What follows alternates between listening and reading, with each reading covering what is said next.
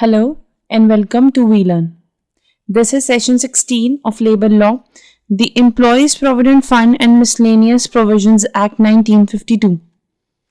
Topics to be covered: introduction, objective of Act, applicability of Act, definitions, the Employees Provident Fund Scheme 1952, the Employees Pension Scheme 1995, Employees Deposit Linked Insurance Scheme 1976, Damages and Penalties, Administration. Introduction.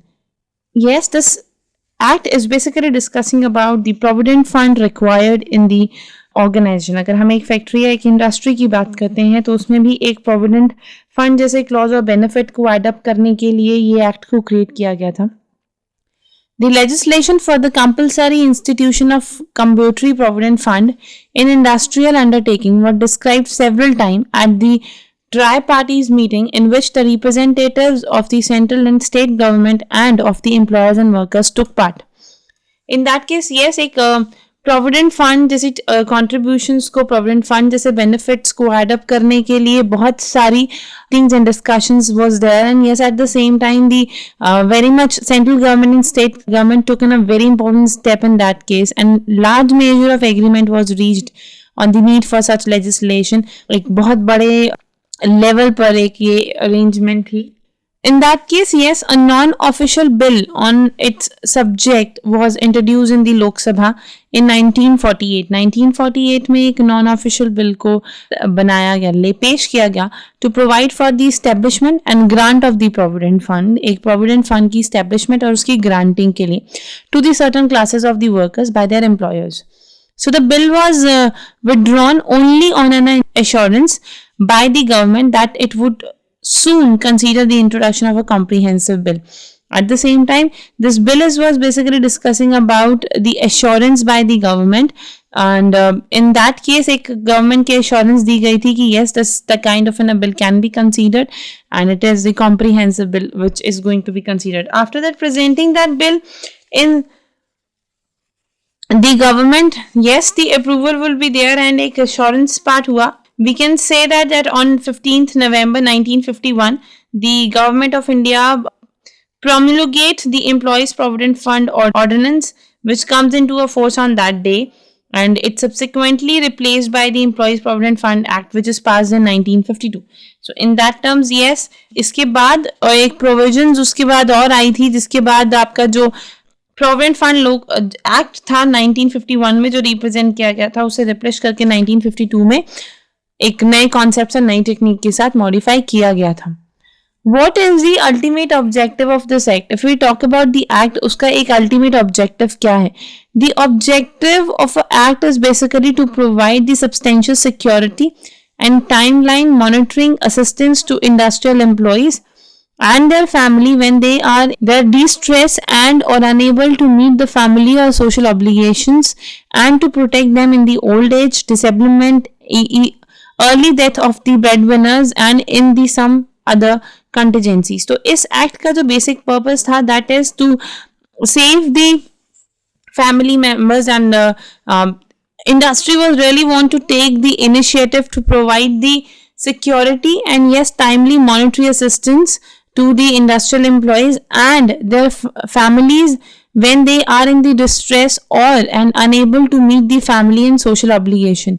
And it is what किसी भी तरीके की old age के अंदर, किसी भी तरीके की डिसेबलमेंट के अंदर, या फिर जो ब्रेड विनर्स होते हैं उनके डेथ के केस में, किसी भी तरीके की कंटिजेंसी के केस में जब हमें जब किसी भी तरीके की फंड्स की जरूरत पड़ती है, तो provident fund can be used. The act basically provide for the scheme of the institution of provident fund for the specified classes of the employees. Provident fund इससे पहले बहुत ही specific classes में दिया जाता था. Specific classes के लोगों को provident fund issue किए जाते थे. On the review of the working of the scheme over the year, it was found that provident fund was no doubt an effective old age survivorship benefit, but in the event of the premature death of the employee, the accumulation in the funds were not adequate enough to render the long-term financial protections to his family. In that case, this is the kind of a serious call arise in that provident fund में provident fund act, क्योंकि again yes old age के अंदर और survivorship को maintain करने के लिए बहुत ही अच्छा साबित हो रहा था ये provident fund act. But yes at the same time अगर किसी भी वर्कर की प्री मैच्योर डेथ अकर हुई है तो उस केस में उसकी फैमिली के लिए सर्वाइविंग या लॉन्ग टर्म प्रोटेक्शन के लिए प्रोविडेंट फंड काम नहीं कर रहा था। दिस लूनाक basically lead towards the introduction of the employees family pension scheme with effect of 1st March 1971। तो इस चीज को ध्यान में रखते हुए फैमिली स्कीम राइज हुई थी 1st March 1971 के अंदर। The act was further amended in 1976 with a view to introducing the employer deposit linked insurance scheme, a measure to provide an insurance cover to the member of the provident fund in covered establishment without payment of any premium by these members। This terms is 1976 में जो family scheme को organise किया गया था, employees family pension scheme को लेकर आए थे, उसकी अमेंडमेंट के साथ employees deposit linked insurance scheme को ऑर्गेनाइज किया गया। And that scheme is basically creating the insurance cover to a member. That scheme is basically giving the insurance on the related to the amount of the premium which they pay, in terms of जितना भी अपनी salary में से वो premium रखवाएंगे उस premium की collaborations के साथ उन्हें एक इंश्योरेंस प्रोवाइड की जाएगी। 3 scheme has been framed under this act. जो एक्ट अभी हम इस सेशन के अंदर स्टडी कर रहे हैं इसके अंदर बेसिकली 3 एक्ट जो है वो फेम्ड आउट है। That is why the name of this act is employees provident fund and miscellaneous provision act. So in 3 act कौन कौन से हैं? One is yes the provident fund act, another is employees deposit linked, another is the insurance one. Now applicability of the act. How much the act is basically applicable? If we talk about the applicability, the Employer Provident Fund and Miscellaneous Provision Act 1952 is applicable for the date of functioning or the date of a setup of the establishment, provided the factory establishment employed 20 or more person। अगर कोई भी establishment जिसका setup के time पर उसके पास 20 से ज्यादा employees हैं, उस केस में that person can applicable this provident fund. Then the act does not apply to the cooperative societies employing less than 50% and working without the aid of power। In terms of अगर वो cooperative societies जिनके पास जो person है काम कर रहे हैं वो less than 50 हैं और किसी भी तरीके की power utilizations नहीं है, तो उस केस में ये act के लिए वो applicable नहीं है। The central government is empowered to apply the provisions of this act to any establishment employing less than 20% after giving not less than 2 months notice of its intention to do so by notifying in the official gazette। That is what the central government is empowered, as a central government ने एक provision the, that is what कोई भी establishment जिसके पास 20% से less than employees हैं but at the same time they have in a more than continuous period of 2 months, तो उस case में they can go for that particular act but while giving the intention or notification to office gazetteer। Then once the act is applied, it does not cease to be applicable even if the number of employees falls below 20। In terms of कि अगर एक बार ये act applicable हो जाता है तो उसके बाद कंपनीज या किसी भी तरीके की स्टैब्लिशमेंट या इंडस्ट्री वॉकआउट नहीं कर सकती है चाहे उसके नंबर ऑफ एम्प्लॉयज जो हैं वो लेस देन 20 हो जाए। Now there are definitions। In the definition, first definition is employee। If we talk about the employee is what? Employees are any person who is employed for the wages in any kind of a work manual। किसी भी तरीके की work manual में काम करने वाले जो लोग होते हैं जो एक्चुअली एम्प्लॉयड होते हैं for the any wages, that is employee. Employer कौन होते हैं? Employer are in relation to the factory establishment, they were the owner और the occupier including the agent of such owners or occupier। ये किसी तरीके के owners होते हैं या occupier, but at the same time जो agents होते हैं owners और occupier के वो भी हो सकते हैं। जैसे we can take employers could be a managers Another is membership. Membership is what employees drawing a pay not exceeding rupees 5,000 per month are eligible for the membership of the fund. In terms of जिसकी employees की salary अगर 5,000 तक per month है तो in that case that person are eligible for the membership. Employees Provident Fund Scheme 1952, the statutory rate of contribution to the Provident Fund by the employees and employers as prescribed in the Act is 10% of the pay of any employees. This is what now we will going to discuss about कि Employees Provident Fund Scheme जो है वो किस तरीके से है और वो कैसे perform करती है. So in that case, yes, statutory rate of a contribution to the provident fund by the employees and the employer was there, and it is 10% of the pay of the employee. The term wages include basic wage, dearness allowance including cash value of food concessions and retaining allowances if any was there. That means अगर किसी भी तरीके की food concession या retaining allowances हैं तो उस case में ये सब उसकी wages में include होता है. And the at the time of giving the provident fund ये किस तरीके का rate होता है, that is contributed by both the employees and employers. At the same time they were 10% of the pay of employees. The contribution received by provident fund organization from unexempted establishment as well as by the board of trustees from exempted establishment shall be invested after making the payment on the account of advance and final withdrawals according to the pattern laid down by the government of India from time to time. So this is what as we all know, this is the contribution of the both, and it is what the unexempted establishment as well as the board of trustee for the exempted establishment in terms of कि ये वो establishment है कि आपकी companies इसे exempted नहीं हो सकती एक बार इसके लिए apply करने के बाद after making the payment on the advance account of the advance and final withdrawal according to the pattern laid down by the government of India. So in that case it is followed by then government of India. Now if we were talking about the provident fund, so yes, provident funds, employees provident fund scheme have a certain definitions to be certain things to be considered. सबसे पहली जो चीज consider करने वाली है that is EPF interest rate.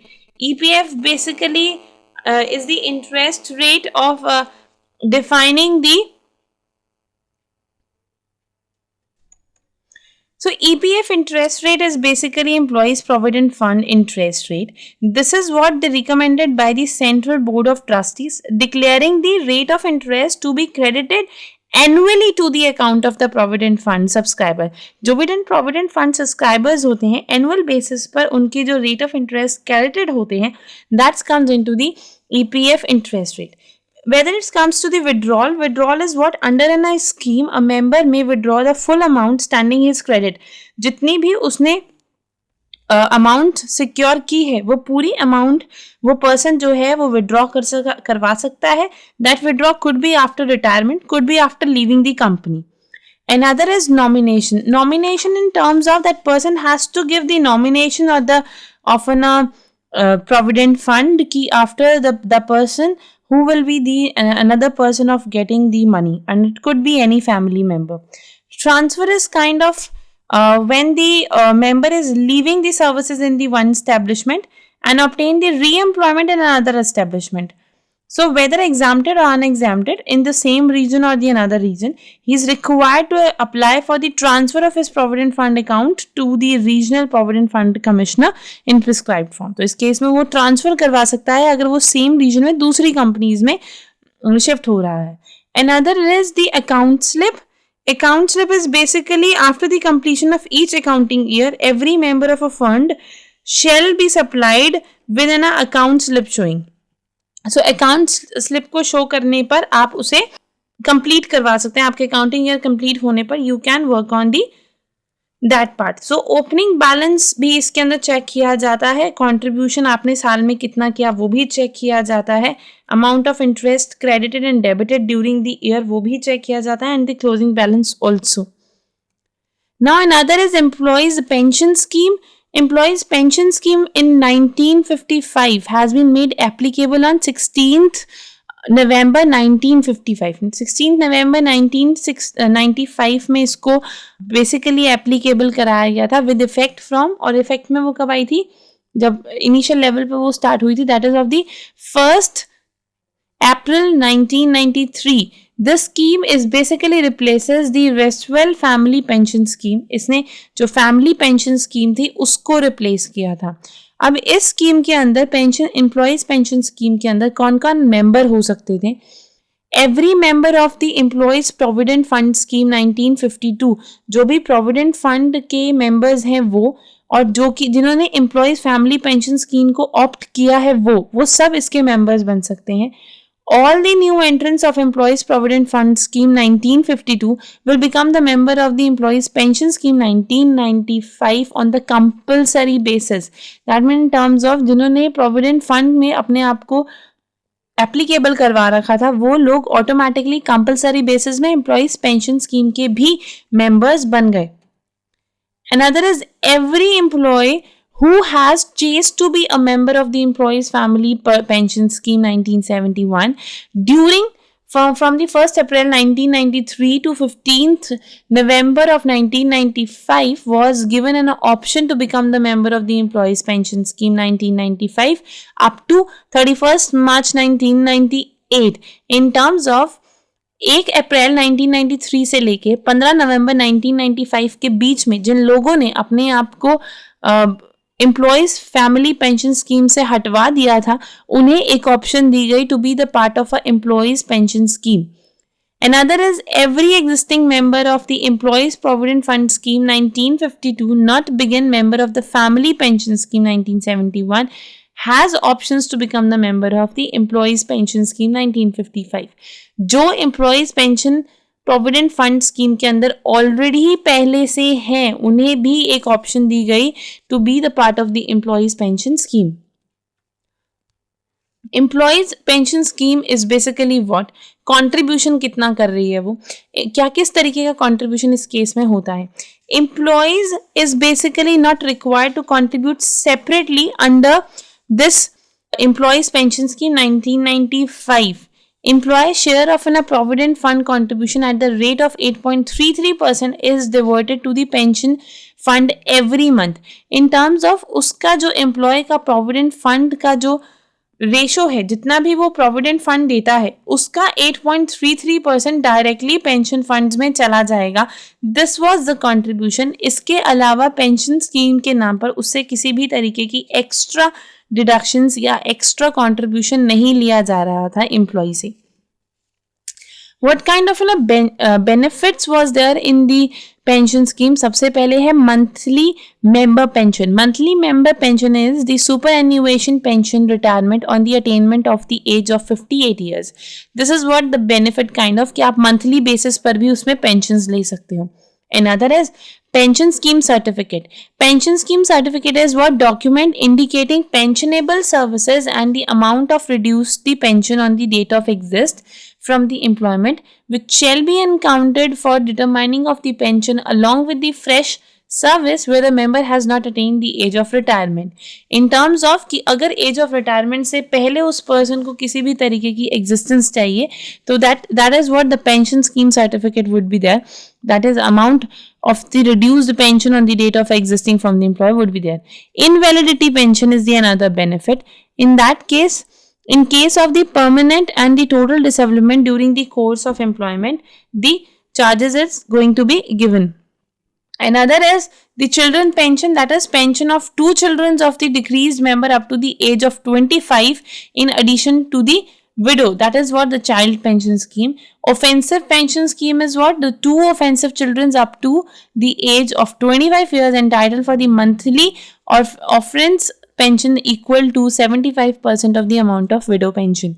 Nominee pension in case of unmarried member, a person nominated by the member will get the pension equal to the widow pension. Now another is the employees deposit linked insurance scheme. As we all know that this deposit insurance scheme is more or less related to the insurance one. That is, this scheme comes into a force from August 1, 1976 में ये force में आई थी. and it is applicable to all the factories, all the establishment to which the Employees Provident Fund and Miscellaneous Provision Act was applies. तो उस हर office, हर establishment, हर factory में वो apply होती थी जहां पर Employees Provident Fund and Miscellaneous Provision Act था. All the Provident Fund members, employees, both in the exempted and unexempted establishment, are covered under the scheme. While the employees are not required